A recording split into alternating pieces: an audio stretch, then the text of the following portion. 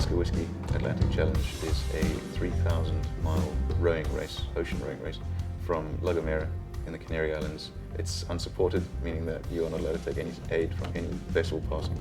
If you do, you'll be disqualified from the race. We'll all set off in the middle of December, 15th of December we set off, and we should hopefully arrive in Antigua sometime in the middle of February. We are the only all-amputee crew to have applied to row an ocean, and therefore we're the only injured crew in this race as well. I deployed to Afghanistan in 2012. Our role was to find bomb and IED factories, and we were ambushed. At this point I was the third man in the patrol. We start moving down, I'm now behind him. Bang, there you go. Is everyone all right? Suddenly ears were screaming and I was all a bit dizzy. Talk to me, Royce. Are you going to deal with him, yeah? Oh, cool. Losing both of my legs, the number of fingers on my left hand, my body armor and rifle hit me in the face. I bruised my lungs, bruised my heart, broke my neck in 3 places. The guys stabilized me on the ground, and then I was flown with the C-17 out to Birmingham Hospital, where I then spent 48 days in a coma as the doctors, fought to save my life. I was a mess, and they somehow managed to stabilize me and bring me back for round 2. And within 18 months of injury, I was rowing across the Atlantic for the first time. Initially thought I'd love to still do these things, but nobody's really going to want to take me along because I was this injured guy. It gave me so much sort of drive. It motivated me to really crack on with rehab because I had this thing to look forward to.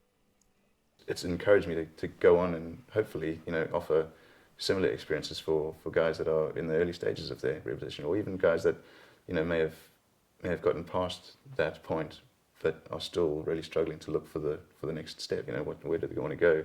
What do they want to do with their lives? I've done 3 tours of Afghanistan and a tour of Iraq. I wasn't injured in combat abroad. People see a great irony in the fact that I come back and I'm injured at home. I stopped at a scene of an accident. A car had crashed into the central reservation, and I was literally just checking them over and making sure that they were all okay. When another car crashed into the car that had crashed first of all, and it took my right leg off and completely dislocated my left leg at my knee. I stepped on an IED and it initiated, and I lost my right leg below my knee during the blast pretty much straight away, and they gave me my first aid and that, put my tourniquet on, squared me away and got me back. Apparently after they gave me my morphine I was lying on the stretcher singing Danny Boy, but I don't remember this.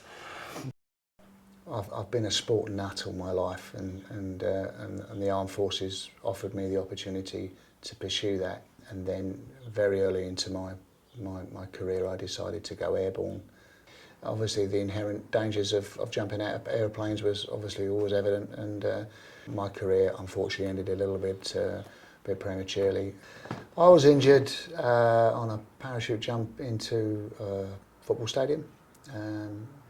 It was a planned demonstration that didn't go to plan. And we had a large number of people apply initially. We did a pretty broad check, nothing too in depth from our side of it. We just wanted to make sure that they knew what they were getting involved in. How do you choose 4 guys to row the Atlantic?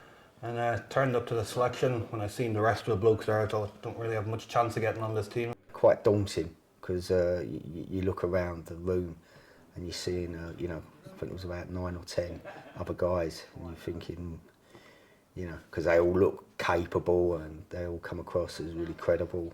It was a very, very brief rowing assessment. I think that was mainly looking at the practicality of how you row. First time I was introduced to the boat, I'd never seen a boat like that before. What really struck me, I suppose, was how small the little cabins, like fore and aft, how small they really are, and when you think of that, there's going to be 4 of us in this tiny confined space.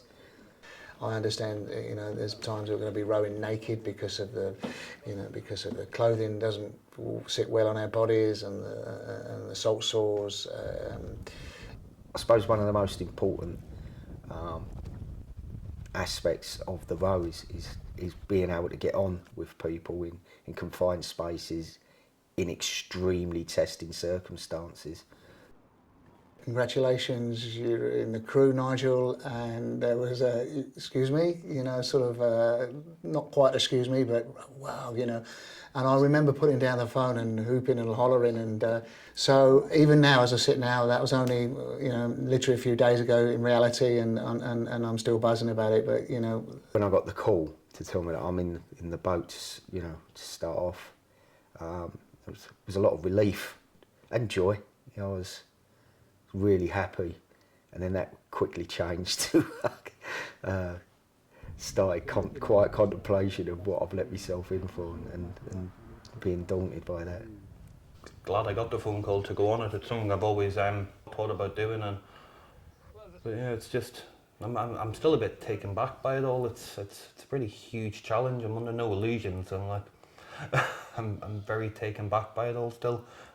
The only time that I'd come across ocean rain previously would have been on the telly, and that was in a very abstract way. It's something that I'd not really taken a lot of notice of. I think mainly because it seemed like something that's so out of reach. It's not the sort of thing that, you know, ordinary people that I would count myself as being an ordinary person. It's not the sort of thing that they would get involved with. The guy that rowed across the Atlantic the first time both ways, so went across from east to west and west to east. On his final leg of his journey, he landed on the island I'm from. And there's a picture of me in his boat. I used to look at the picture as I was growing up. There's a lot of things that people would say I'd like to do it, but they never get the opportunity to do so. I'm 56 years of age, and I know that, that physically this is quite demanding for me. That is the mental preparation that I'm going through. It's the relentlessness of the ocean. It is just non-stop. You are literally out there on your own. You know, you don't see another rowing boat at all. You see a very occasional tanker or something. I'm not so concerned about the physical aspect of it. It's just the thinking about being out there and scared, you know, when the storms are coming in, and you know, having to deal with that, the mental side, you know, keeping everything together when there's huge waves coming towards you. We've come down to our crew, who consist of myself as a double amputee. We have a single above knee amputee and two single below knee amputees as well. You know, we are 4 men in a boat with everything missing and with lots of bits missing, and none of those are, if you like, adaptations that we have, you know, on dry land. You know, so. But I think we've all adapted in our daily lives so far. You know, we don't all know each other that well. There'll be good days, there'll be some very good days, and there might be some awful good, not so good days, you know. Humour, I think, is vitally important. All that you need is two arms and a lot of willpower to get across, you know. So we're very fortunate. In fact, we're overwhelmed with the amount of limbs that we've got in our boat. Bit of a messer at times, and just always kind of trying to make light of a bad situation and have a joke and a laugh about it. So yeah, so hopefully I'll take that role on the boat and try and keep morale a little bit high. We're going to have bucket loads of that. I can't go and run across the moor anymore. I can't push myself that way, but other things will come up where I can push myself, and that's the same for everybody.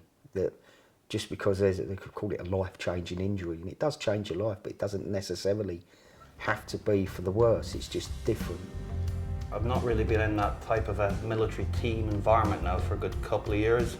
I do feel a little bit lost at the moment, so I'm hoping that I'll just find myself out there. There's other aspects to the actual role that will touch other people, inspiring other injured servicemen. You know, going from such a downer to this absolute elation of completing an Atlantic crossing, and the arrival in Antigua was just a staggering event. I had no idea that we were going to get as much support as we did, and it was just this enormous party on the other side when we arrived.